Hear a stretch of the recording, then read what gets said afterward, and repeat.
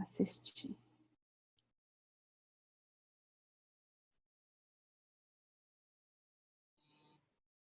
Agora eu acho que foi. Assistir.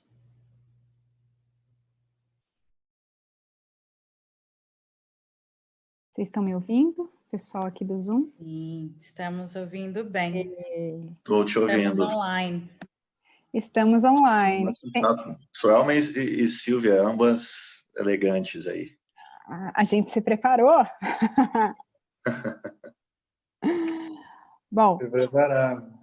A gente está mais no estilo fim de domingo em casa. Isso. É que vocês não se preocuparam com o fato de que a Silvia está gravando e todos os seguidores da Silvia já estão nos acompanhando. Então, nós temos muitos anos de estrada de comunicação corporativa. Isso, já somos digital influencers. Certíssimo. Peraí que eu vou lá em cima botar uma camisa, então. Pessoal que está acompanhando a gente, manda um joinha aí se está tudo certo. Vocês conseguem ver todo mundo, porque eu estou assistindo aqui no outro celular e eu vejo um delay bem grande aqui. Mas acho que podemos ir. Bom, vamos lá. Pessoal, boa noite. Obrigada a todo mundo por estar aqui. E eu quero agradecer principalmente Suelma, Creomar, Bernardo e André, nossos parceiros aqui. Eu quero até... Muito prazer, André, a gente não se conhece pessoalmente. Prazer é todo meu. E eu espero que o pessoal aqui do Instagram consiga ver todas as nossas telas se mexendo, porque hoje é um grande teste, né?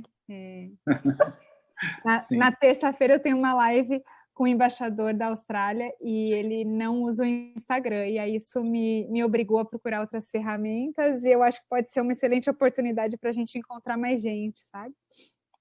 Sim. Então vamos lá. Aqui é um convite de amigos mesmo para a gente debater política. O pessoal que vem me acompanhando, eu já fiz 2 lives, uma com a Suelma e uma com o Creomar sobre política, e foram as mais comentadas aqui dentro do nosso meio, principalmente porque o pessoal que não está acostumado a discutir política e fica nessa onda de polarização, Bolsonaro ou esquerda, que a gente não gosta de levar para esse caminho, e acharam que o nosso bate-papo foi muito bacana. Então, a nossa ideia aqui foi transformar meio numa mesa de bar. Eu estou aqui com o meu drinkzinho, não alcoólico, porque eu sou amiga da vez essa noite. Então, eu convido vocês a fazer o mesmo que eu, pegar o copo de vocês e a gente debater. Eu vou abrir só para vocês darem boa noite para o pessoal, e aí depois a gente começa, tá bom? Vamos começar pelo André, ordem alfabética aqui, para ser democrático. Boa noite, eu sou um novato, pelo visto, aqui, né, no grupo de vocês. Eu agradeço muito o convite. Eu trabalho já há algum tempo com política e também há algum tempo com relações governamentais, né? E sou aí parceiro da Suelma há algum tempo nesse território duro, que é fazer relações governamentais, né? Público-privado. Então, um pouquinho isso é a minha trajetória. Não sei se eu falo um pouquinho sobre mim, rapidamente. Fala. 3 minutos, então, aquela. 3 minutinhos. Tempo de deputado, vai. Tempo de plenário. Então, eu sou formado em economia, minha graduação é em economia, meu pós-graduação, mestrado em ciência política. Estou fazendo um doutorado na UNB agora, em desenvolvimento de sociedade e cooperação internacional.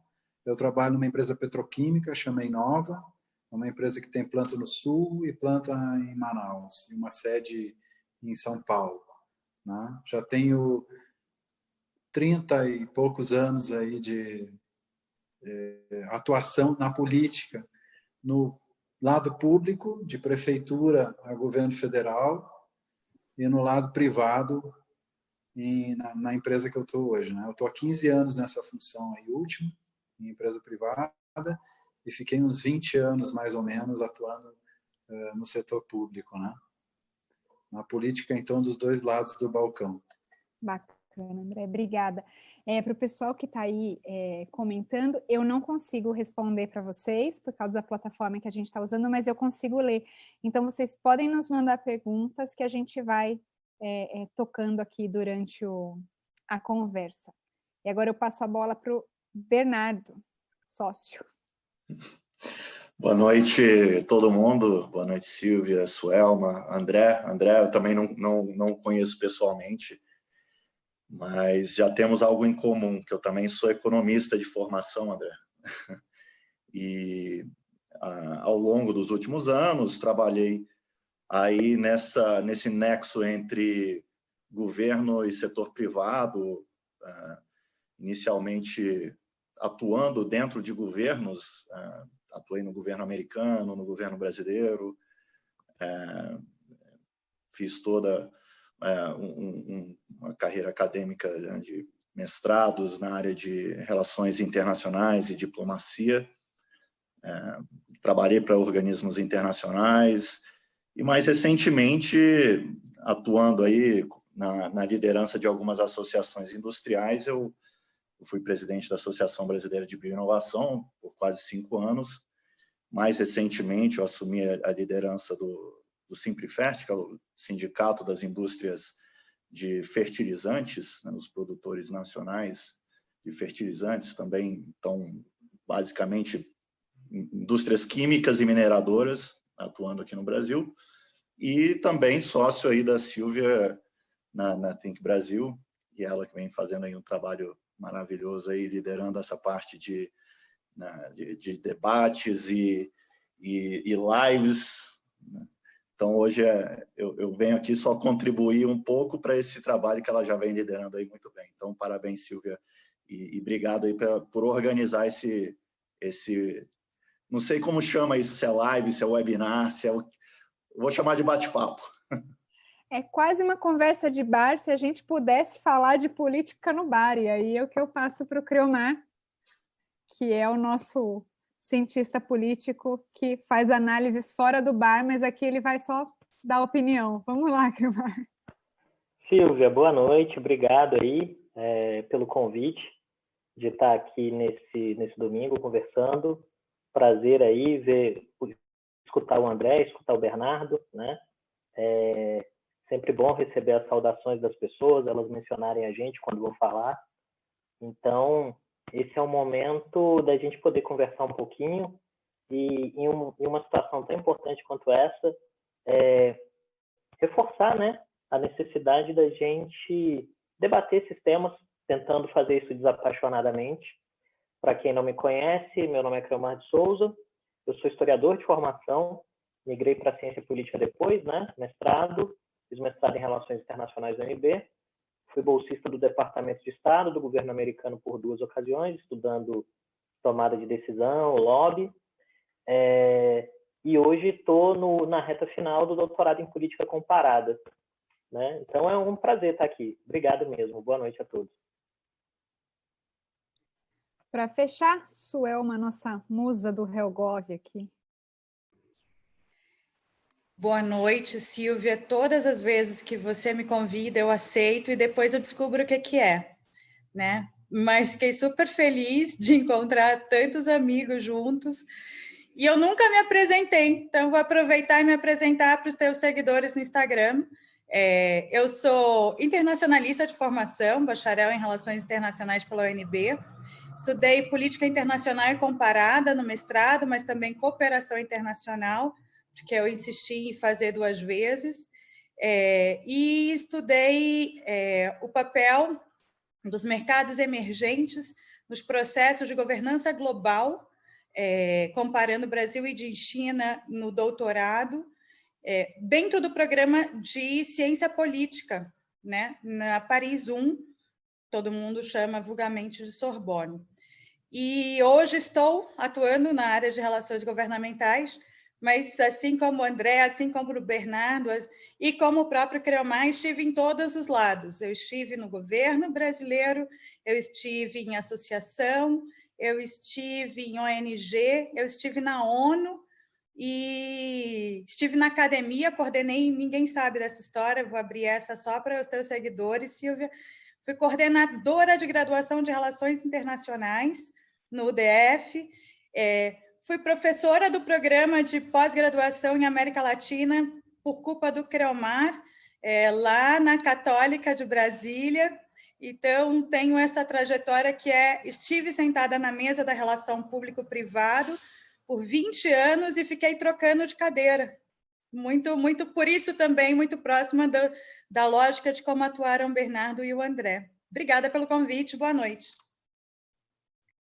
Bom, e acho que os meus seguidores já me conhecem, mas eu não vou perder a oportunidade de me apresentar aqui para quem não me conhece, então, né, já que a gente está nessa rodada. Eu acho que eu sou quem mudou menos de cadeira aqui do nosso grupo. Eu sou formada em comércio exterior e depois em relações internacionais, fiz um mestrado também em relações internacionais e diplomacia na Tufts, na Fletcher, junto com o Bernardo, por coincidência, mas a gente se conheceu aqui no Brasil mesmo. E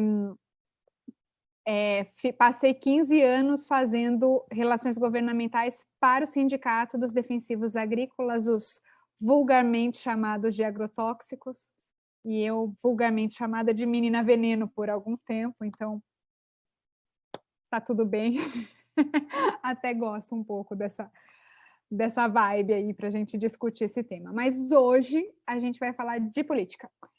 E eu nem quis segurar muito o tema, sabe? Eu acho que é impossível a gente não falar da reunião ministerial que foi divulgada na sexta-feira, então eu quero começar nossa conversa com isso, mas eu queria deixar muito aberto para a gente ir para onde for, sabe? No Instagram a gente tem 1 hora só de live, então a gente vai até às 8 em ponto, e depois, infelizmente, para os que estão assistindo, eu digo bye-bye, mas nós 5 aqui podemos ainda tomar mais uma entre nós aqui no Zoom. Então, eu queria primeiro perguntar sobre a reunião ministerial, o que vocês acharam da divulgação? Porque eu tenho uma opinião particular, primeiro, pela divulgação em si. Eu fico me perguntando se isso acontecesse nos Estados Unidos, por exemplo, quem teria a audácia de divulgar uma reunião ministerial do Trump? Eu imagino o tamanho do impacto que isso faria. Independente do conteúdo, e se a gente devia ou não saber o que estava ali, ou do tom, tal, acho que a gente pode entrar. Mas o que vocês acham da divulgação, para começar? Eu vou deixar aberto para quem quiser falar primeiro. Bom, já que você não designou ninguém, eu vou abrir dizendo... eu sou muito institucionalista, né? Então, eu acho que todos os movimentos que são politizados precisam ser reavaliados. Abrir a reunião é um tema, ainda mais se tratando de uma reunião de crise institucional. Entendo a motivação tanto do Supremo quanto do pedido do ministro Moro. No entanto, fico me perguntando qual o valor de abrir, né? Essa é a minha primeira dúvida. A segunda dúvida em relação ao contexto é o que as pessoas esperavam de como se conduz uma reunião interministerial como aquela. E o terceiro é se alguém esperava um comportamento diferente de um presidente que tem sido muito coerente nas suas posições internas e externas. Então, o que foi dito na reunião pelo presidente não é distante do que ele fala externamente. Então, não, como analista política, e aí eu saio, né, da posição de relações governamentais, mas me colocando na posição de analista político, eu não entendo a surpresa, por um lado, do que foi discutido e como foi discutido, porque o que foi discutido não é diferente do que tem sido, enfim, discutido publicamente, e o valor efetivo de divulgar. E aí eu já largo essa bomba e fecho meu microfone, porque aí quem vai ter que responder isso são os outros, os meninos, o Bernardo, o André e o Creomar.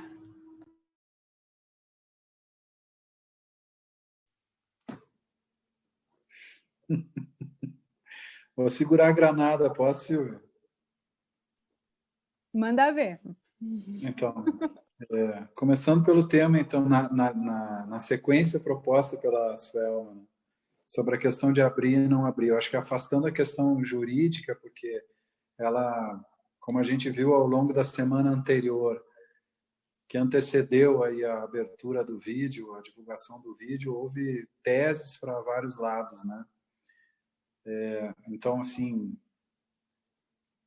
o Instituto da Ampla Defesa, vamos dizer assim, foi bastante alargado no parecer do Celso de Mello, né? É um conceito novo de ampla defesa que foi apresentado à sociedade brasileira nesse parecer do Supremo Tribunal Federal, né? Na minha modesta opinião, esse processo podia ter sido tratado com o sigilo devido dentro do processo. Existem muitos aspectos ali que não seriam tratados fosse a reunião pública ex ante, né?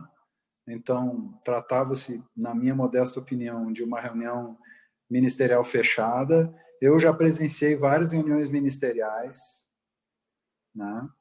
E vou dizer para vocês que, noves fora, evidentemente, um grau de civilidade um pouco melhor, palavrões menos ou palavrões mais, a gente veria coisas bastante semelhantes, assim, né, em termos de discussão da relação dos poderes da Isso que eu ia perguntar, André, se você já participou, por exemplo, de uma reunião no governo da Dilma, e aqui não estou nem fazendo juízo de valores, nem me posicionando, mas tinha muito menos palavrões. Tinha. Porque a gente sabe o quanto que a Dilma falava palavrão também, né? Não, mas então... sim, mas tinha bem menos. Bem menos. Mesmo? Era outro padrão, digamos assim, né? Agora, se a gente for remover com uma espátula, vamos dizer assim, essa parte das palavras torpes, né?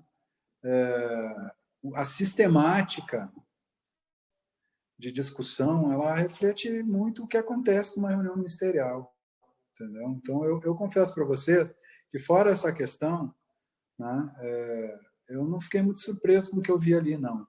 Eu fiquei, do ponto de vista de quem estuda a política, né, é um material rico, né, um material bem rico, assim, porque revela não só a relação.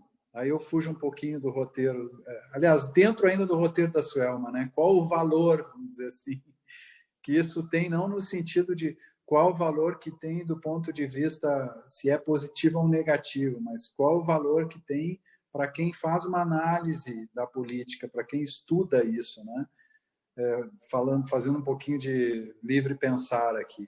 A gente vê, ou eu vi ali, claramente dois tipos de comportamento, dois tipos de conflito, né?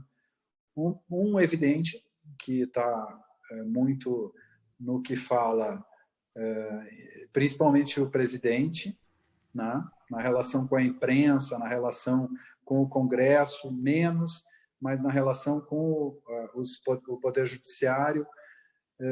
A gente vê isso no Guedes também, na relação com o Congresso, né? Tem uma passagem dele que vai virar clássica, aquela que ele diz que estudou Keynes no original e leu 3 vezes, que ali ele fala da diferença, né, deles com o Congresso, tendo uma visão, assim, digamos assim, pragmática da relação, né?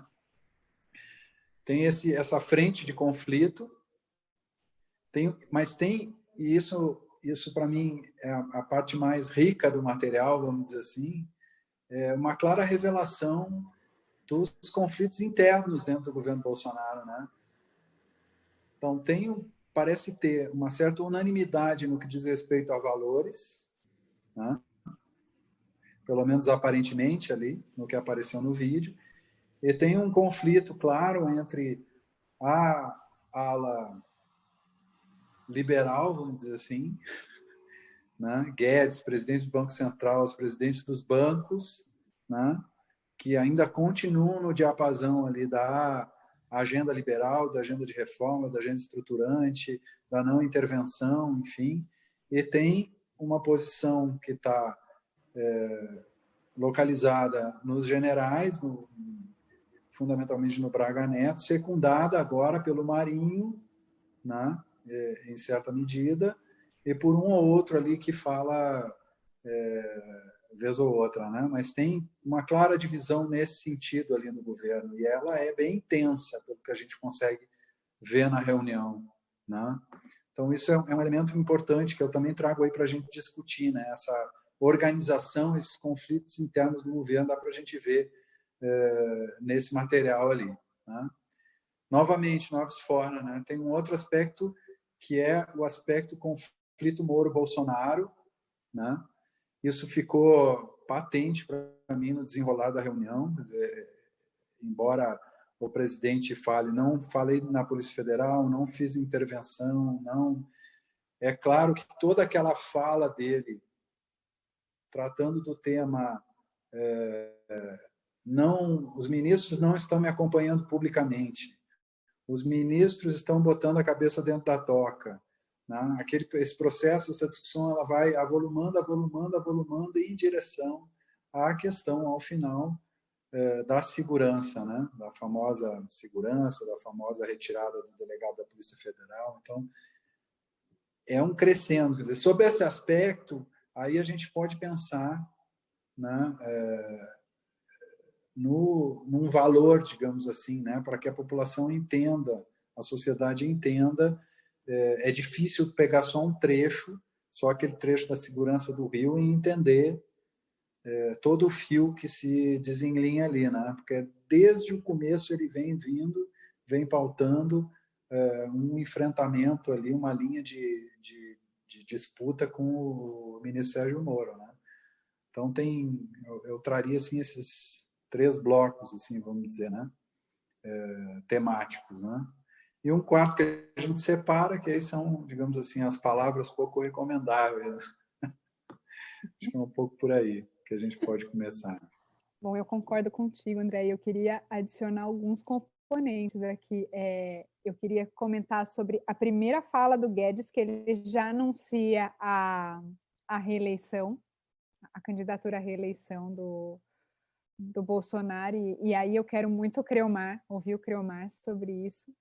E como profissional de RealGov, eu achei muito interessante observar o perfil de cada um dos ministros e o comportamento deles ali, né? É que nem você disse, a gente vê que eles têm uma mesmo direcionamento político institucional ali, mas a forma como eles se movimentaram eu achei bastante interessante. Eu nunca tinha participado de uma reunião ministerial no governo Bolsonaro. E, por último, eu também queria provocar o Bernardo nessa questão, na fala do Salles. Eu fiquei bastante incomodada com o incômodo que ela gerou na população, sabe? Principalmente se falando de um Ministério de Meio Ambiente, eu que trabalhei com os agrotóxicos por muitos anos, a gente sabe quantos temas ambientais são ideologizados e quanto que existe de dificuldade para andar com pautas ambientais, agrícolas ou de qualquer ministério que seja regulador, né? E tirando a forma como ele colocou, esse processo de desburocratização ele vem muito forte desde o governo Lula, e aí não se consegue fazer. No governo Dilma tinha um traço muito forte, foram criados comitês de desburocratização que tinham justamente a mesma finalidade daquilo que o Salles mencionou. E aí isso gerou toda essa confusão em torno da fala dele, quando a gente sabe que ele só quis colocar a ideologia e tirar a judicialização da regulação. Então, eu vou levantar a bola primeiro para o Creomar para falar sobre a questão da reeleição, e eu estou devendo para a Verônica, da live que eu fiz com o Creomar, e ela já pediu aqui para eu repetir essa pergunta sobre reeleição e candidatos para 2022, e depois eu passo para o Bernardo para falar dessa questão do Salles e da ideologização, ele que agora está muito ligado à parte agrícola também. Silvia, mais uma vez, obrigado aí, boa noite, sempre um prazer falar contigo, né?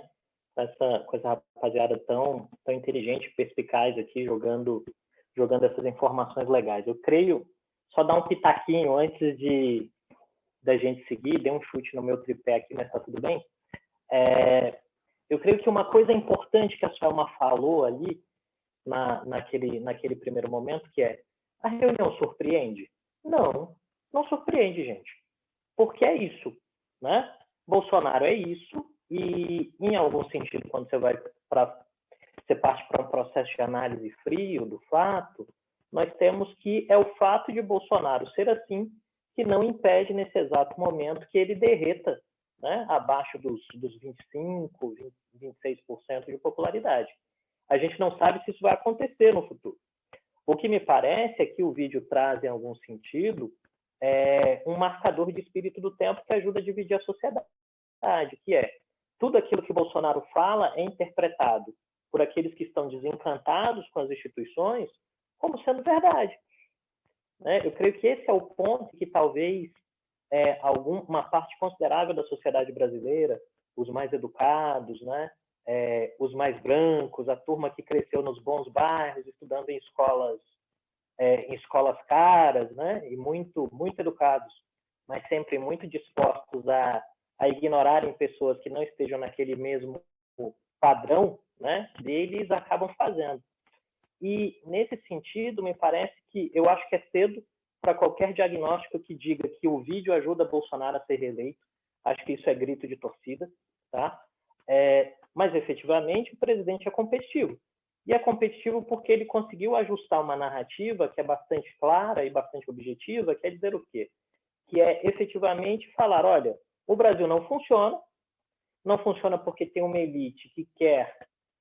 que vem dilapidando o patrimônio público e impedindo você de trabalhar para prosperar, e eu sou um cara contra o sistema, né? E, nesse sentido, aí, quando a gente pensa nos Estados Unidos, quem liberaria, né? Eu acho que o Washington Post liberaria, eu acho que o New York Times liberaria, né? Eu acho que tudo aquilo que é aparato da liberdade de imprensa liberaria.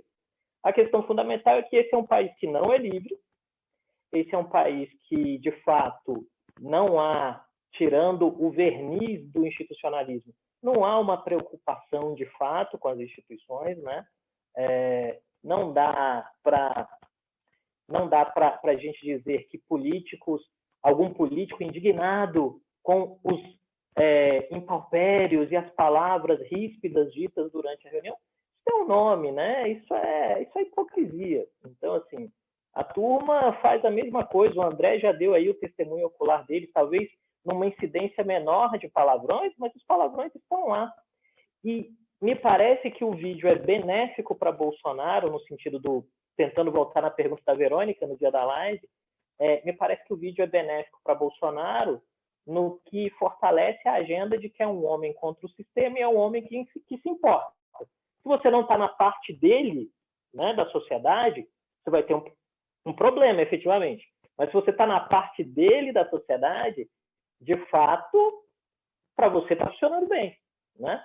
Então, eu creio que esse é um ponto e um marcador importante aí. De outro lado, e aí isso aprofunda a polarização política, e eu passei o dia conversando sobre isso hoje, mundo afora, é que, para aqueles que não gostam do presidente, todos os indícios estão lá de que ele está cometendo crime de responsabilidade. O problema fundamental é que a gente está vivendo em uma sociedade em que a lógica do juiz falar pelos autos, e eu me lembro disso porque eu cresci aqui em Brasília, e eu, muito garoto, vi uma palestra com o juiz na escola, e o juiz dizia, o juiz deve falar apenas pelos autos, né? E com o advento da internet, da nova comunicação, os juízes falam cada vez menos pelos autos, né? Os juízes querem também, eles foram convidados pelos políticos para entrarem na arena política, né? Eu tenho 43 anos, e eu me lembro que jovem, né? Provavelmente você e a sua mãe não vão se lembrar disso, mas eu, jovenzinho, eu via que sempre que o PT perdia no plenário, ele corria na justiça. Isso foi um convite feito para a justiça entrar na política. E a justiça entrou na política, porque gostou, porque todo mundo quer fazer parte da decisão política. Você quer, eu quero, a Selma quer, o André quer, todos nós aqui queremos fazer parte da arena política, né? Mas, de fato, quem faz parte? Aquele que tem a assinatura institucional, aquele que tem a caneta. Então, o que a gente está vendo hoje é isso. A justiça foi convidada, ela bebeu no cálice, e à medida que ela bebeu desse cálice, ela vai saciando a sua sede sempre que acha isso importante. Então, assim, para fechar, para ser bem objetivo, porque a gente tem pouco tempo, eu acho que está cedo para qualquer diagnóstico de uma possível reeleição do Bolsonaro. Tem muita água para passar embaixo da ponte. Eu acho que o vídeo serve apenas para posições pré-estabelecidas, que é, para quem gosta do Bolsonaro, o vídeo resolve, e para quem não gosta do Bolsonaro, o vídeo resolve. Para analisar friamente, é uma reunião de ministérios, de um ministério que tem convicções morais muito próximas ao do presidente, né? E que, obviamente, a pauta se perde, porque se tem uma coisa que brasileiro faz bem é perder pauta em meio de reunião. É isso. E é o que nós vamos fazer daqui a pouco aqui, né? Eu só vou segurar um pouquinho para o Bernardo falar das impressões dele, e eu queria que ele comentasse do Salles. Vamos, depois eu volto aqui. Não, acho que eu começo a minha, digamos, análise, se eu posso dizer que seja uma análise, pegando carona naquilo que o Creomar falou, né, que o vídeo ele repercute de acordo com quem está vestindo a camisa, né, seja do time Bolsonaro, né, e aí a fala do Salles também ela pode ser vista, né, sob essa ótica, né, de simplificação, desregulamentação, liberalismo, né, que é, né, basicamente a bandeira do governo Bolsonaro, pode ser visto por aqueles que são opositores ao governo, críticos ao governo, né, da forma como se colocou muito na mídia, né, de que ele quer realmente destruir a Amazônia e por aí vai,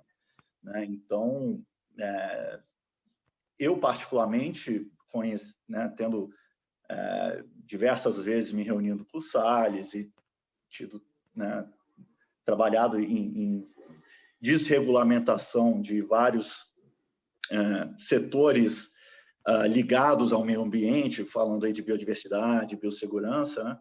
Eu vi aquela fala como alguém que está sugerindo aproveitar um momento que ele enxerga como favorável no sentido de exposição para tentar retirar ou simplificar, né, que foi a palavra que ele utilizou diversas vezes, as regulamentações infralegais que, de fato, são necessárias para o país como um todo, né, altamente regulado. Ele falou em baseada, né, Bernardo? Eu acho que doeu, né?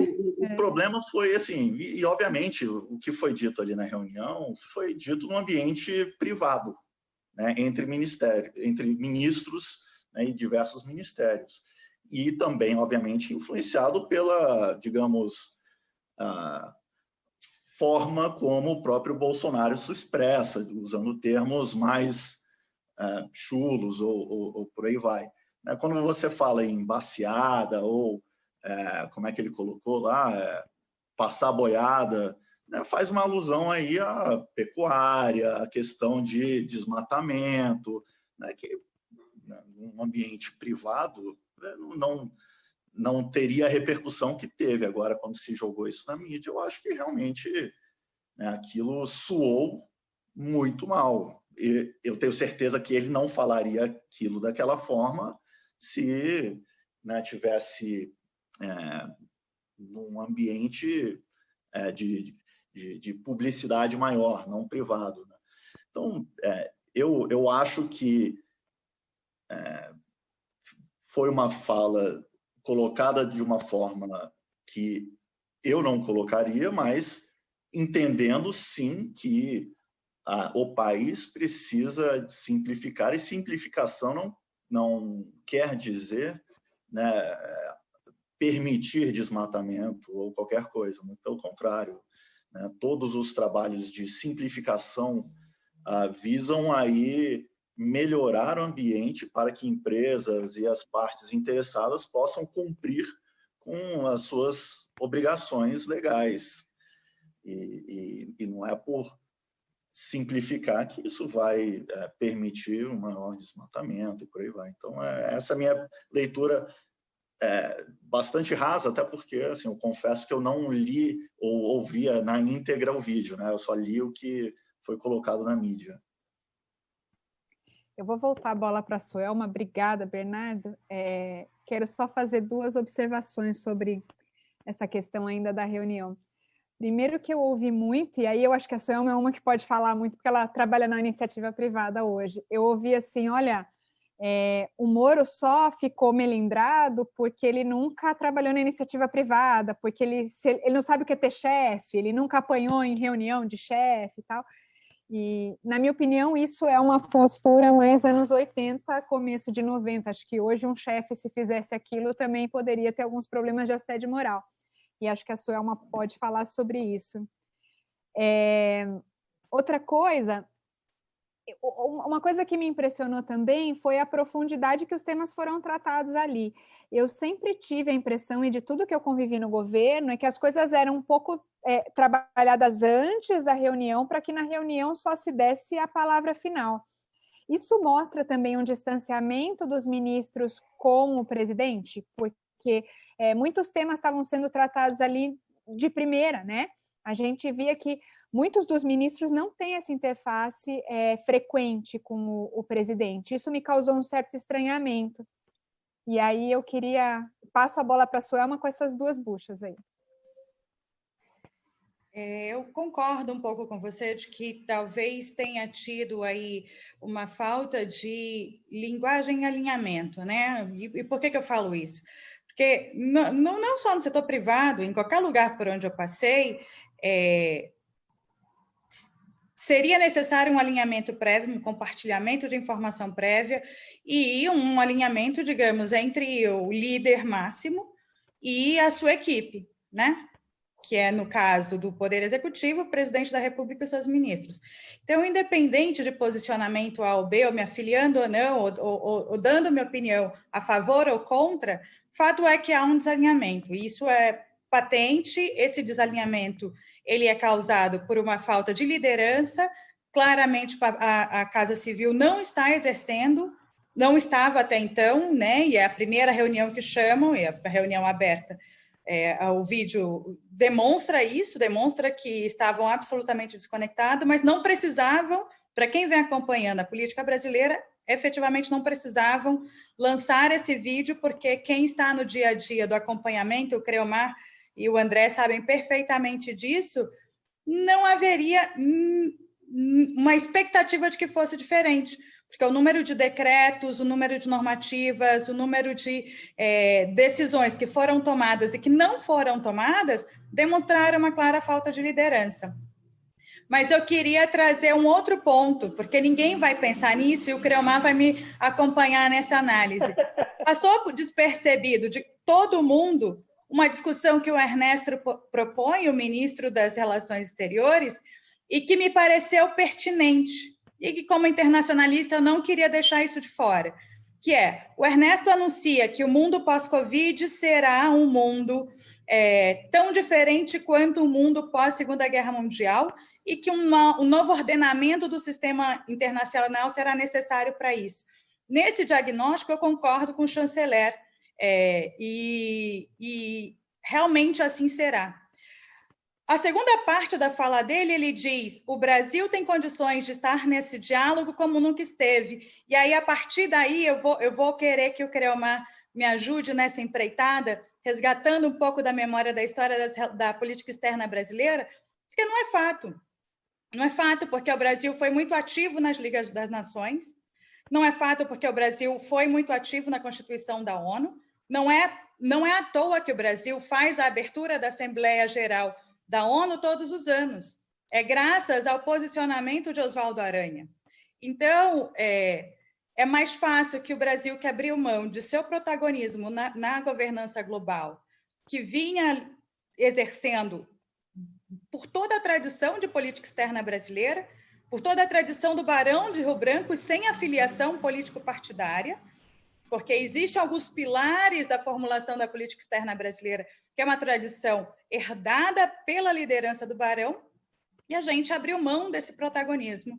E a gente está fora de algumas mesas de negociação para dar exemplo do tema de clima, que é um tema que eu estudo, né? No meu doutorado, eu trabalho três grandes negociações. Eu trabalho OMC e toda a dimensão de comércio, eu trabalho o regime de clima e eu trabalho exatamente sobre Conselho de Segurança, porque eu queria regimes internacionais que tivessem graus diferentes, eu queria ouvir o Creomar sobre isso. Porque aí eu fico pensando que talvez dessa vez, nessa nova organização e sistematização do que será um novo sistema internacional, talvez o Brasil não sente na cadeira. Não sei, Silvia, se você puder, eu queria ouvir o Creomar. Bola tá com o Creomar direto. Obrigado, Suelma. Eu até desbloqueei aqui o microfone, fiquei animado. E eu já vi o André fazendo assim, ó, que estuda cooperação. Enquanto a gente estava falando, ele já estava animado, então vou jogar para ele depois aí também e para você.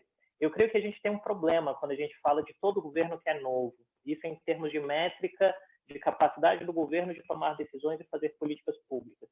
Esse problema é o problema da curva de aprendizagem. Significa dizer o quê? O governo tem que aprender como tomar decisões e como fazer as decisões serem efetivas.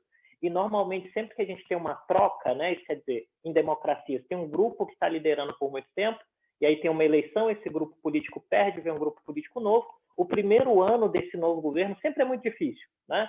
Porque não sabe como fazer, porque surge algum escândalo, alguém pisa numa casca de banana. Isso não é só no Brasil, né? Eu sempre gosto de usar o exemplo do primeiro ano do Kennedy, né? Que ele traz os melhores executivos da iniciativa privada americana para administrar a coisa pública nos Estados Unidos, e o primeiro ano de governo é muito, muito, muito ruim, né? Se você vai passar um pente fino, por exemplo, o que faz bem para a biografia do Kennedy em termos históricos é o fato de que ele é, infelizmente, assassinado. E aí isso passa uma espécie de apagador nos equívocos do governo. Então, todo governo, quando se inicia, tem muitos problemas, né? O primeiro ano do governo Sarney foi muito ruim, o primeiro ano do Collor foi muito ruim. O início do Itamar não foi tão ruim, porque ele soube construir um governo de coalizão, trazendo gente que já estava na coisa pública. O primeiro ano do Lula foi muito ruim, né? O primeiro ano da Dilma, quando ela chega, tem uma transição, mas depois, no segundo mandato, quando ela quer pôr a própria identidade, é muito complicado. E o primeiro ano do Bolsonaro é isso, muita expectativa e muita dificuldade de entender como a coisa pública funciona.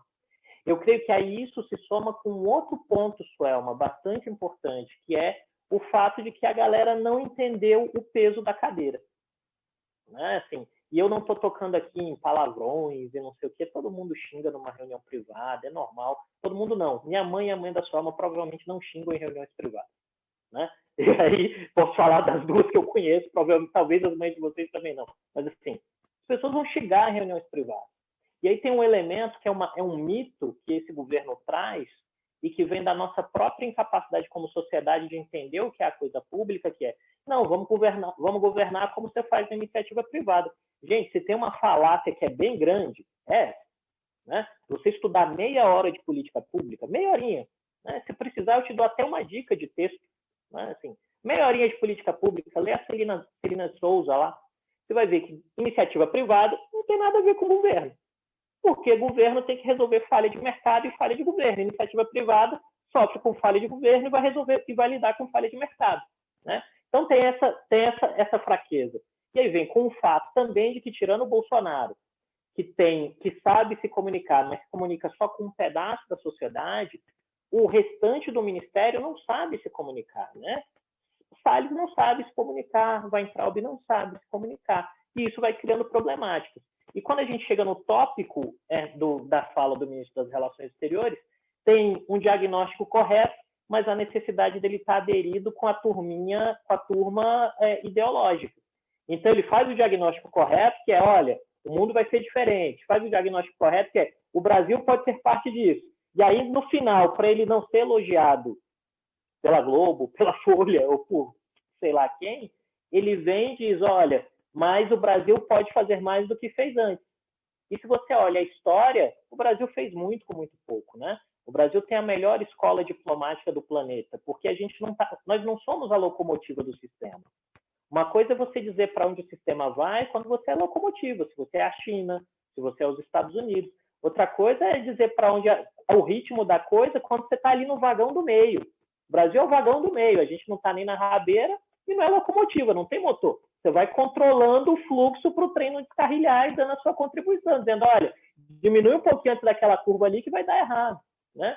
E me parece que esse governo ainda não entendeu, ou melhor, ele entendeu, é uma escolha estratégica na minha percepção, ele entendeu qual é a lógica que ele quer implementar, porque é um governo de confronto, é o tempo todo confronto, para manter a militância junta, mas isso tem um impacto, né? A gente está aqui fazendo a live e o governo americano estabeleceu o banimento de viagens de brasileiros para os Estados Unidos. Isso tem um efeito prático. Mas aí o governo acha que resolve prática com retórica, o que é natural pela inexperiência da coisa. Mas em algum momento vai ter que mudar, e não é porque o governo não quer mudar, é porque a realidade força a mudar. Se não mudar, acaba, vira um pária, né? Então, acho que esse é o dilema. Eu vou passar para o André, que ele estuda cooperação, né, Suelma? Acho que é bom, acho que ele vai ter umas coisas legais para dizer também para a gente. Vai direto, André. Bom, a minha especialidade não é a cooperação internacional, essa é de você, né? Meu foco no doutorado é mais estratégia de desenvolvimento, mas eu vou me arriscar a falar um pouquinho. Eu também concordo com os dois e com o chanceler. Vai ter certamente, a gente já vê isso claramente, mudança de configuração na ordem mundial, econômica e política, né? E vou concordar com a Suelma também, acho que a chance do Brasil sentar em cadeiras importantes, infelizmente, é muito pequena, né? A gente virou, digamos assim, até por conta dos problemas que os países centrais vão enfrentar no próximo período, a dinâmica vai ser muito mais virarmos-nos por nós mesmos, né? Então, nesse sentido, eu também vou concordar um pouco com o ministro Paulo Guedes, né? Estou concordando demais com esse pessoal, mas vai lá.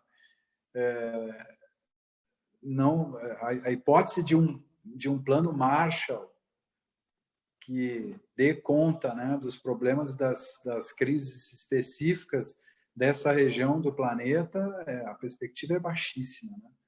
Próxima a zero, né?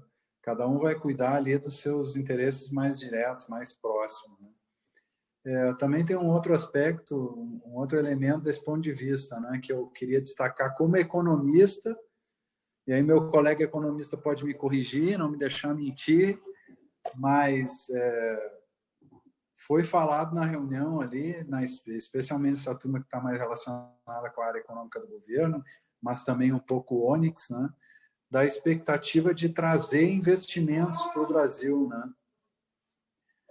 A expectativa de virem investimentos volumosos para o Brasil. Ali o Guedes repetiu várias vezes 100 bilhões daqui, 250 bilhões dali, 100 bilhões de não sei onde, 50 bilhões do fundo soberano dos príncipes da Arábia Saudita e etc.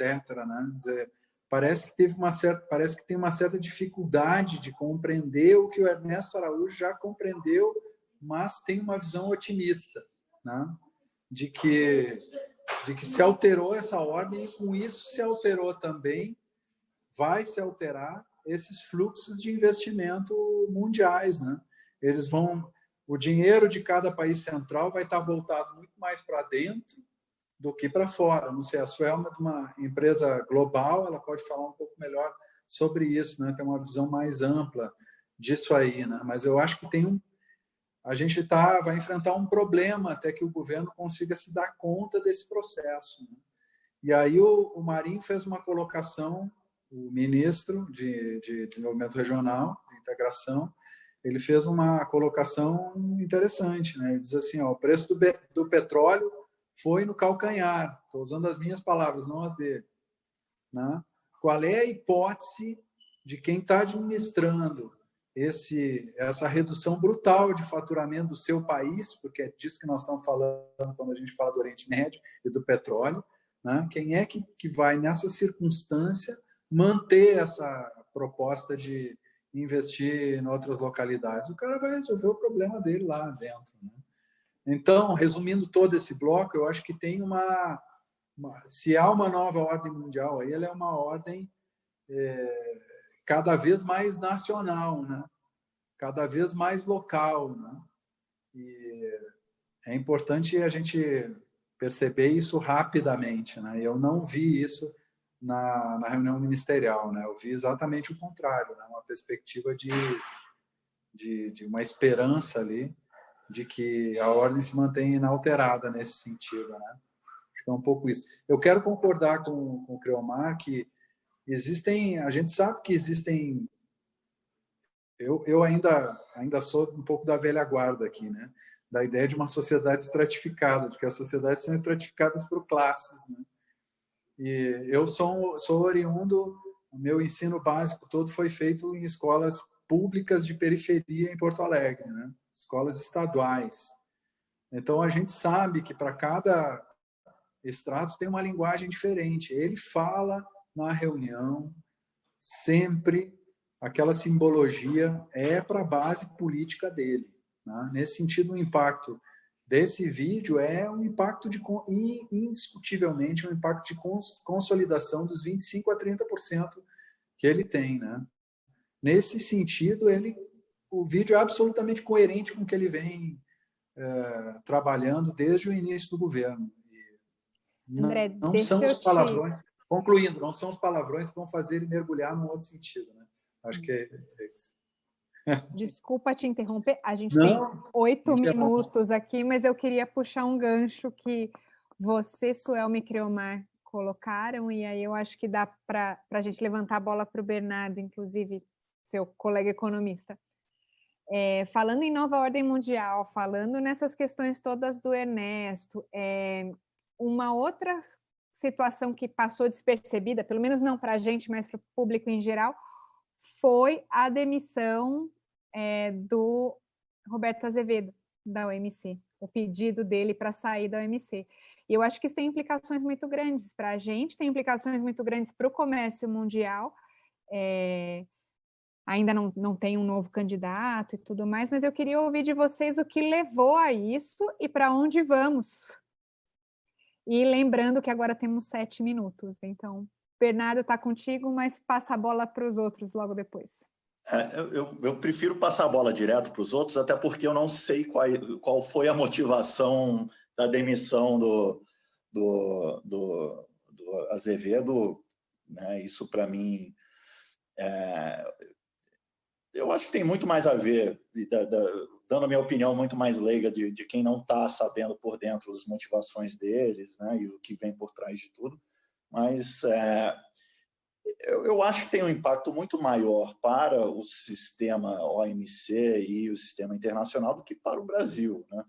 Eu não acho que a saída dele vai, de alguma forma, prejudicar, né, as ambições brasileiras no comércio internacional, até porque né, o Brasil, historicamente, participou muito pouco, né, em termos efetivos de, né, importação e exportação, né, menos aí de sei lá, 5% do PIB brasileiro é de comércio internacional. Então, eu vejo pouca relevância, talvez a relevância simbólica de ter um brasileiro né, stepping down do cargo mais alto do comércio internacional, mas para mim, sem sombra de dúvidas, vai ter uma implicação em nível global. Você vai ver um rearranjo político nesse sistema internacional que, de alguma forma, como o Ernesto colocou, vai, né, criar um novo normal. Mas eu deixo muito mais para a Suelma e Creomar e os demais que devem ter o inside information, né? Eu vou assumir essa bola. Não jogo futebol, mas acompanho o tema, estou dentro disso, estudei isso, escrevi uma tese de doutorado e uma dissertação de mestrado sobre esse tema. Não posso deixar passar. Tem impactos enormes. E esses impactos não são simbólicos. A importância de ter um diretor-geral conduzindo o processo de como se organiza o sistema multilateral de comércio é sentar à mesa e definir as regras do jogo. É para isso que serve, né? Não é sobre o fluxo real de comércio, porque o fluxo real de comércio é de competência da política econômica de um país, da política comercial de um país. Ter como um diplomata brasileiro sentado na diretoria-geral do OMC tem a ver com o fato de que o Brasil estava liderando o processo de construção de alianças, de coalizões para o ordenamento do sistema internacional. Quando você deixa de ter, e eu não vou entrar nos méritos da saída do Roberto, porque ele alegou motivações pessoais, e ele deve ter 1000 motivações pessoais, e a principal motivação pessoal é que ele estava sem o apoio do Itamaraty, mas o fato é que não ter um brasileiro lá e ele desistir antecipadamente de um cargo que ele poderia exercer e tentar levar mais à frente o processo negociador, faz com que o Brasil perca a preponderância na representatividade e capacidade de influência nos resultados das regras do jogo. Então, sentar ali tem a ver com construir as regras do jogo. E aí, se você não constrói as regras do jogo, a verdade é que você joga o jogo dos outros, né? E, então, já lanço para você, Cromar. Então, vou aproveitar aqui, vou tentar ser muito rapidinho, Silvio. Já perdi tempo falando que ia ser rapidinho, desculpa. André, vou tentar falar em 1 minuto para você poder falar também. Eu creio que a questão é o seguinte: o Brasil, a sociedade brasileira é uma sociedade que adora ver uma oportunidade e perdê-la, né? E isso acontece em âmbito interno e isso acontece também em alguns outros âmbitos. Para nossa sorte, isso não acontecia muito nas relações internacionais. Acho até porque o diálogo era um pouco mais hermeticamente fechado, né? Então, não acontecia com muita frequência. Mas, nesse exato momento, a gente está perdendo algumas oportunidades também, né? A gente perdeu algumas em passado recente, mas isso tem se agravado de 2013 para cá, em que os governos têm assumido posições politicamente fora de uma ideia de longo prazo. E eu creio que um ponto fundamental aí é que, quando você não é parte de quem cria a regra do jogo, você tem que jogar o jogo com a bola alheia, né? E se a bola vai estar recheada de cimento, de pena ou de tijolo, você só vai descobrir quanto chutar. E me parece que, ao mesmo tempo que esse governo tem movimentos muito interessantes de que quer entrar na OCDE, quer mudar a matriz de comércio, quer fazer com que as cadeias produtivas criem maiores interconexões, a bola da vez, que é o OMC, que você pode aproveitar esse período final, você não está aproveitando. Então, tem essa confusão que eu acho que é muito natural das paixões humanas, né? Mas que tem um efeito que aqueles que acham que é simbólico se perdem, né? Porque não tem um efeito prático. A forma como a regra do jogo vai ser conformada no tempo vai dizer se você vai ganhar mais ou menos dinheiro. Isso é o ponto efetivo. Continuamos com o Graziano na FAO, por enquanto, né? Eu posso falar só uma observação? Vamos lá, André, você tem 1 minuto e aí a gente fecha. Rapidinho uma frase. O lugar na mesa, a mesa da ordem política e econômica internacional tem um número limitado de cadeiras. Isso todos nós sabemos, né? Uma das cadeiras mais importantes é a cadeira da OMC, que é a que regula o comércio internacional. Então, nós já perdemos uma vaga nessa mesa e as cadeiras continuam girando. Nessa toada, não vai sobrar cadeira nenhuma. Bom, é isso aí. Eu preferia terminar aqui com uma mensagem um pouco mais positiva, mas é isso. É muito triste, principalmente para nós internacionalistas, não ter mais o Roberto Azevedo na cadeira principal da OMC. Eu tinha muito orgulho disso, principalmente porque a gente já trabalhou muito próximo a ele e conhece a forma de trabalho dele, a delicadeza que ele é de pessoa e a capacidade dele. Então, é uma grande perda, vamos ver para onde que ele vai, para a gente acompanhar. Mas eu quero agradecer vocês, eu não vou poder fazer uma rodada de despedida, eu vou colocar aqui na tela, ver se todo mundo aparece, mas foi muito legal. Ao pessoal que estava assistindo, depois me mandem seus comentários, o que vocês acharam desse formato, de repente a gente faz mais, né? Domingo à noite a gente concorre com o Fantástico, talvez seja um pouco mais interessante. Então, um beijo, eu vou finalizar aqui no Instagram, vocês fiquem aqui comigo, tá bom?